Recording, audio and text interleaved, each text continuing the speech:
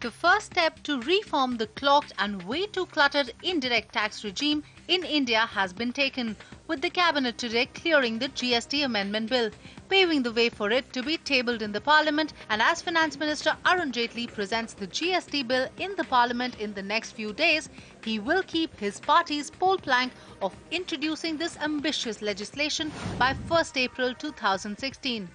But this, according to experts, is a much watered-down, very diluted version from the one originally envisaged.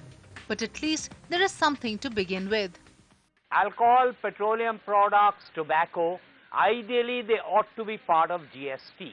But as long as there are no deviations barring these, then I would argue that it's all right as the first step in the building block.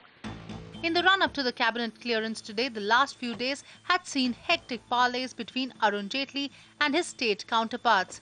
But finally, a consensus was hammered out on a late winter night on December 15th.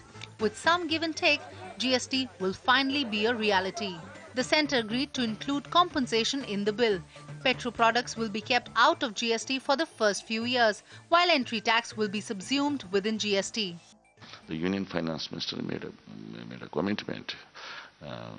He held out an assurance that during the current year and during the current year's budget, 11,000 crore rupees will be kept. A provision of 11,000 crores will be kept in the budget, and it will be paid to the states. At the same time, we told them it's okay that you will pay compensation up to 2010-2011, but beyond 2011-12, compensation, GST compensation has to be paid. Today is just the first step. Not only will both houses of parliament have to pass this GST amendment bill, but also half the states will have to approve this bill. Experts believe that it will take at least 10 years before this legislation is entirely rolled out. But as they say, every great journey begins with a single step. Suchetna Ray, ET Now, New Delhi. Let's get you two big experts to analyze whether this is a breakthrough reform at all as it's being made out to be. Swaminathan Aiyar, consulting editor, ET Now, and Harsh Mariwala, chairman of Marico, join in on Business Tonight with their perspective on GST getting cleared. Swami, firstly to you, how hopeful are you that it will be passed in the winter session? It's only the cabinet which has cleared the Constitutional Amendment Bill. It needs to get cleared in the Parliament. We don't have too many days. How confident are you that it will get passed in the winter session? Not very hopeful. I think there is no urgency to this one, like there was in the coal nationalization one. So I can see the Congress party dragging its feet. I can see people making all kinds of grandstanding on it. People like Mamta will be dead opposed to it, in fact, because they don't want an integration of the economy. They want to be separate. They don't want to just be part of one All India scheme. So I can see a lot of difficulty in getting it through in this session, but yes, it will be introduced, no doubt. All right, plenty of political parties and a lot of grandstanding there. But Mr. Mariwala, if I may throw this to you, it has been cleared by the cabinet, it will perhaps make a debut in Parliament, but how soon do you think the GST will actually be rolled out and implemented on the ground? See, I think there are 4 or 5 big issues which have to be resolved in the GST journey. The first one is the Constitutional Amendment Bill, which you are saying will get, hopefully will get passed in the winter session. The second one is actually the compensation to the states, and from whatever I read, the government is quite flexible in terms of giving compensation for future years. The third is actually the rates, where the overall rate structure, the exempted list, the revenue neutral rate, it's a very tricky thing because you need to align all the states and the center. So I think that hopefully should get passed soon, but a lot will depend on how the approach to rates is taken forward. And I think that could take time. The last one is about the overall supporting network in terms of the IT backbone. One is the IT backbone in terms of the hardware, software. Another is training people to operate that. And I think that also is time consuming. So I think that as the government has said, the earliest GST could come would be in March 16. And I still hold on to that. A lot depends on the rate network as well as the IT network. So the earliest it could happen is March 16, and if there is a delay, it could go to March 17 also. But it cannot happen before March 16, that's for sure. Can't happen before March 16, that's Mr. Mariwala's view. But you know, is it wise to go in with what we're clearly seeing is a bit of a half-baked GST and then build on it as the government would like to do, or do you think it's better for the government to have actually got the policy right at this stage and then gone ahead and implemented? What's the better way of doing it? Yeah, but from whatever interactions I've had, it seemed that it was almost like such a big roadblock that this would not have gone through at all for many, many years. So I think the center decided based on their own insight that it is better to go ahead with this. It may not be the best GST, but let's move ahead. Otherwise, it will be completely uncertain. It will be indefinite delay. So I think considering the situation which the center is in, I suppose this may be the best option.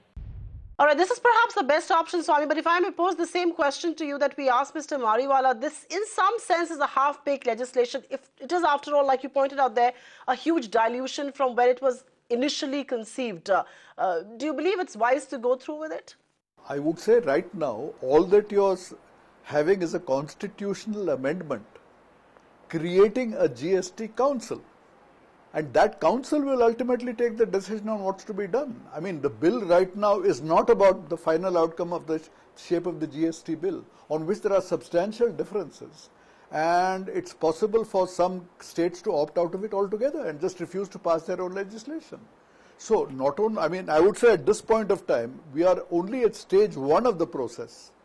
We are authorizing a constitutional amendment which enables the creation of a GST council, and that GST council will then have to act, and then individual states will have to accept that.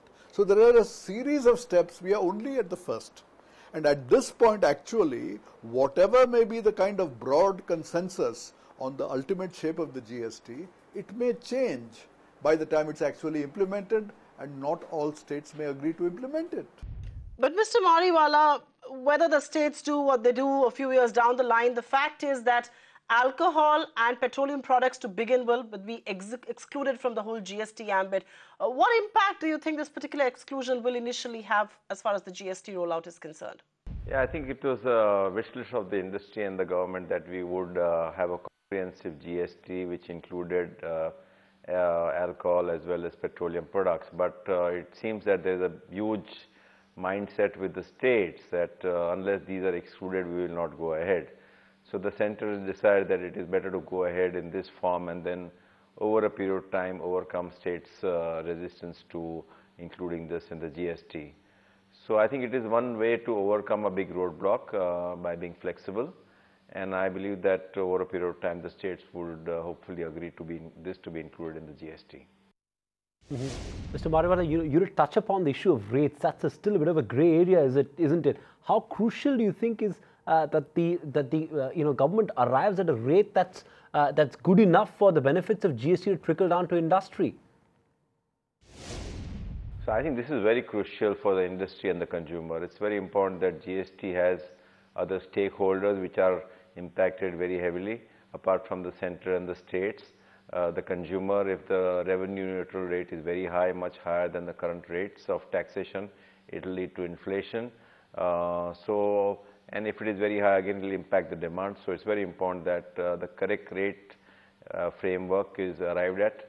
And in our quest to raise extra resources by the states and the center, it shouldn't happen that the consumer and the industry suffers. Right, Swami, let's get in a word from you as well. If states opt out and the legislation is so watered down, what kind of an impact will this have? Some experts had earlier said that GST could, be a kicker to the growth by about a good 1.5% for sure. Do you see GST in this form having that kind of an impact on growth? I would say it's much too early to assess it. The ideal GST is not going to be there. The ideal GST would truly have meant one unified Indian market with no barriers. That is not going to happen. There are going to be separate states with different things, and I'm afraid in one form or the other, I think there are going to be entry barriers at various points to recover local taxes. If this is the case, then we will have the situation that it is not a truly all India market. In America, a truck will typically go 950 miles in a day because it's not stopping at various checkpoints. In India, it will only go 1/3 that distance because of these various checkpoints. So these are some of the gains of a completely integrated GST system. I'm afraid it does not look as though we're going to get there. And we have the economist Arvind Panagadia arguing that the current kind of discussions will produce a kind of moth-eaten GST, and he wonders whether it will even be worthwhile. Now, I would say yes, it's worthwhile, because don't regard this as a done deal. Regard this as a process, and the process can also improve over time. But don't expect magical results overnight, and certainly don't expect a quick spurt of 1.5% in GDP. There is no magic as far as policy making is concerned. But Mr. Mariwala, particularly about you, how will life change for you and the FMCG sector as a whole with the implementation of this ambitious tax reform that has been in the works now for 8 odd years? It's finally crossed the first hurdle. The cabinet has cleared it. Of course, it will have to be tested in Parliament next. See, I think first of all, a lot will depend on the rates. So depending on how the rates are finalized, it will impact the demand, that's one. But having said that, I think the way we do business will change, because the introduction of GST means that we will need not have each depot in each state. So the overall logistics approach will be completely different. We may decide to locate a few depots across the country rather than having 1 or 2 in each state. We have not finalized the location of depots, and I don't think many other FMCG companies have taken a call on that. But clearly, depending on the road network and the distribution depth, one would change the logistics and one would change the distribution pattern in terms of depot location, and I think that will bring in some synergy in terms of costs. Swaminathan, Aiyar and Harsh Mariwala, thanks very much for sharing your thoughts and bringing us perspective as far as this game-changing reform is concerned.